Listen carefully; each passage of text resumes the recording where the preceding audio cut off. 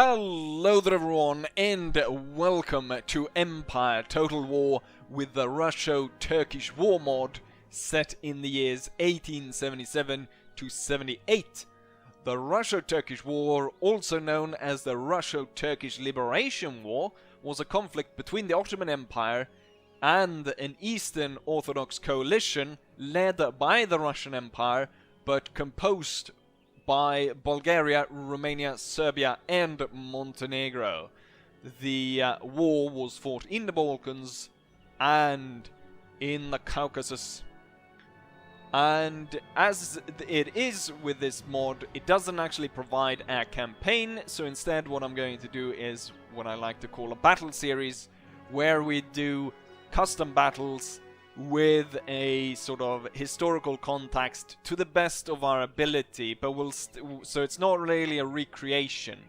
It's just that we want to give the battles some historical context to give them a bit of extra spice, and because of the fact that there's not that many custom maps and so on, the accuracy might not be like 100%. So you're gonna have to take a bit. I know that people have been saying about these that, oh no, there wasn't a lake there or stuff like that. Yeah, I can't really go ahead and put enough work, put work in, and I don't know how to mod maps and stuff. So we're gonna do the best as it is. So we're gonna start off here with the Battle of Siminitsa. I'm probably gonna have problems pronouncing these names in the Balkans, but this is the Battle of Siminitsa. So we've got the Russian army coming in from Romania, moving in what is today, I believe, Bulgaria, and they're moving over the Danube, and they're really, so this is supposed to be the Danube over here. Not really great, but that's the best we can do. So there's supposed to be pontoon bridges going over here as the Russian army is crossing over to the right side of the Danube into Ottoman territory. And I think the battle is about to start off here with a bit of a barrage from the Russian howitzers. And the first thing that's going to happen is that the Turkish... Oh, let's see. The Turkish commander actually dies, because he was part of the cannon battery right here. So there was very little information about the different wars or the different battles for this series. So the accuracy in troop compositions might not be that great, and also in certain battles, because in a lot of these battles the casualty rate was quite low, we have opted to increase that just to make it a bit more spectacular. So that again is why I want to make sure that people don't think this is a recreation as much as it is, I don't know, an imaginary thing, but sort of has that historical context of a bit in it. Anyways, the Battle of Siminitsa was the battle between the Russian and the Turks, fought on the 26th of June of 1877, and as I said, it was a battle at the crossing of the Danube, and well, that's as much as I have really for it. The artillery in this mod is really bloody devastating, especially since the unit still has that old Empire style of walking in big formations. And we can see the casualties that come from these artillery. So right here we've got some light Ottoman infantry. It's part of the regular army fighting with Russian light infantry that's coming off the beach. And at this point, this is the main part of the battle right now. But what we have is we have 2 extra line infantry units plus 2 Cossack units that's going to make their way around the fortifications and attack on the right. As far as I know, there wasn't actually any fortifications at the battle per se, or at least not in this capacity. But this is the map that we got, so that's the best we're going to have to do with that. And then for the second part here, we've got a column of Russian infantry moving up, and they're going to have to move around this natural barrier that is protecting the Turkish forces. So they're going to have to march up in column here. They're actually marching into line now, and they're preparing to set up, marching against Turkish light infantry, which have set up right there.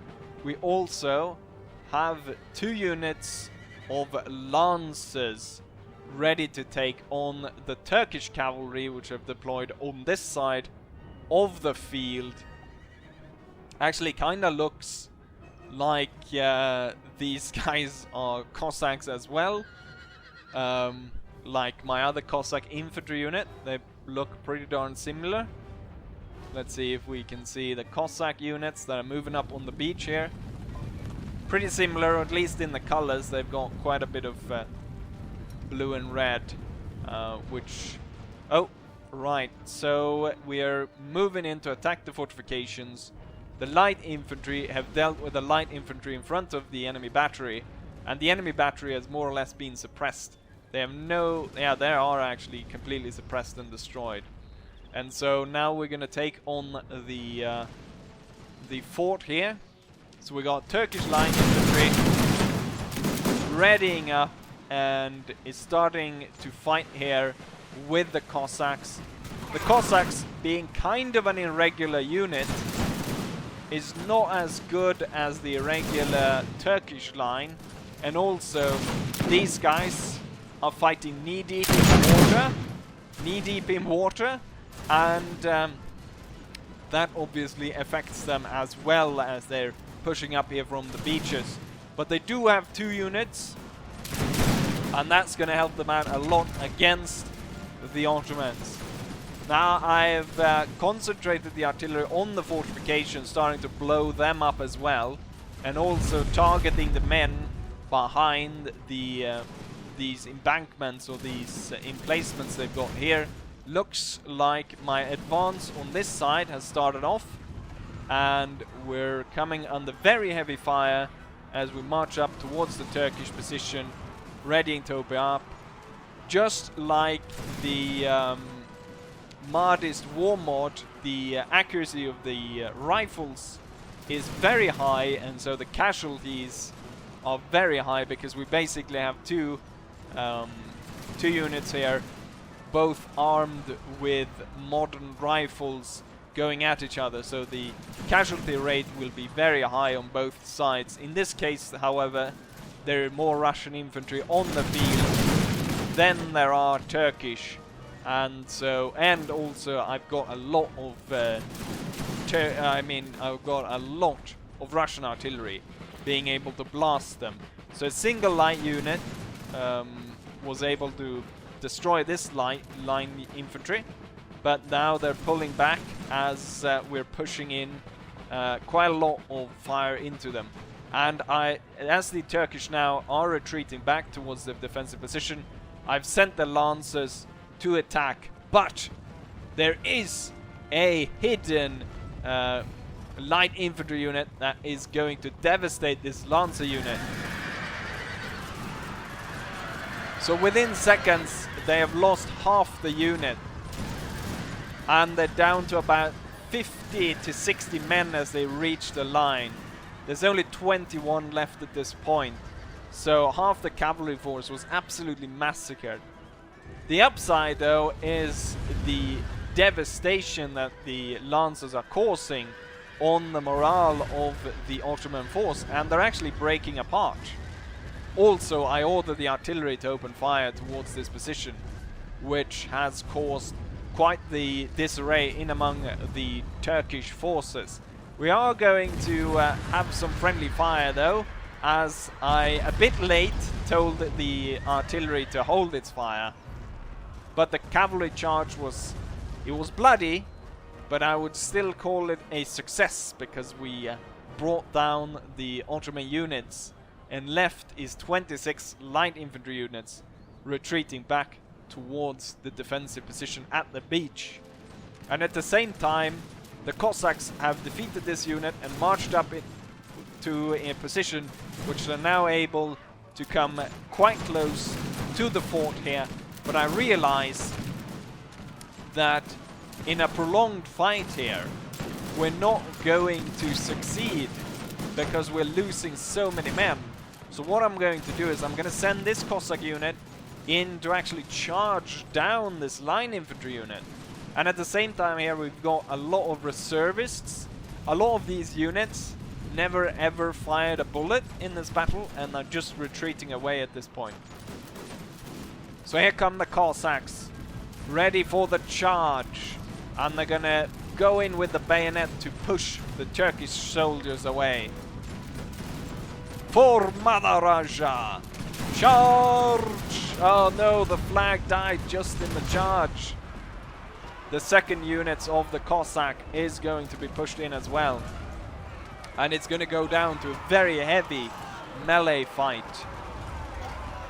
And at the same time, the artillery is blasting the Ottoman position. And as we can see, more reservists are fleeing the battle. A large part in this, I imagine, is the fact that the general died very early on for the Ottomans and has caused quite a bit of trouble in among the Ottoman ranks. They do have this part of the fort left that they control, and they're able to push down fire upon the advancing line infantrymen that is now making its way up the beach, and they're taking some casualties. Same time, the riflemen have halted their fire because there's nothing to fire upon, because we've basically blown up this side completely. And you can see fire and smoke and a lot of dead Ottomans. At the same time, the line infantry is now making their way towards the one of the last remaining Ottoman units, which is hiding here behind these trench walls. But back to the beach, the Cossacks have successfully sent the Ottomans away. And I believe this unit within this house has retreated under heavy fire from the line infantries. And we can see the artillery and so forth blasting away at the enemy. And so the fortification is cleared. Now it's down to just this unit. These 26 men are doing a heroic last stance against the Russians, which are moving up here. Now, I thought I was in position to actually fire from this range, but I wasn't. And it looks like the Russian unit is actually targeting the center because they've shot down the officer right there. And they're inflicting quite a bit of damage on these units, even though there's only 26 light infantry. But the light infantry has very high accuracy and also very high fire rate. But soon, with fire coming in from behind, and also these lines soon opening fire, we can see the artillery is blasting the position behind them. So soon, there we go, the Russians have now opened fire, and the lines are going to absolutely destroy these Ottoman light infantries. But they're going to stay to the very end here. They're going to hold to the very end, so there's now only 4 left. Now there's only 1 guy left, and now he's dead. And the battle is won for the Russians, so we have successfully started the war by crossing the river here. And we can take a look at the statistics here at the end of the battle. I deployed 5,000 men against 3,080 enemies. We lost 1,700 men.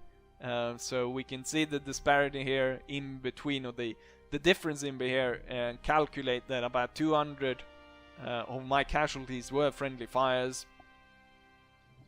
while there seemed that a lot of the Ottomans were friendly fire as well, which I'm not entirely sure. It might be the fact that it doesn't count when buildings collapse upon enemy troops, and that's why it looks like this.